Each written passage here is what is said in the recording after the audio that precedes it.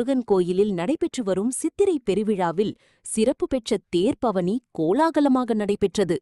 பெரும் திரளான பக்தர்கள் பங்கேற்று சாமி தேர் இழுத்து வேண்டுதல் நிறைவேற்றினர்.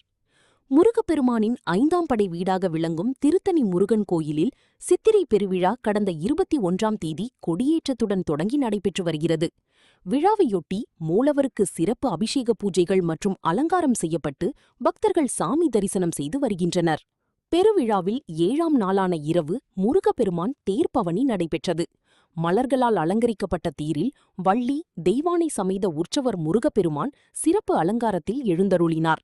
மேல தாளங்கள் முழங்க ஏராளமான பக்தர்கள் பங்கேற்று தேர் வடம் பிடித்து இழுத்து தேர் மலைக்கோயில் மாட வீதியில் பவனி நடைபெற்றது.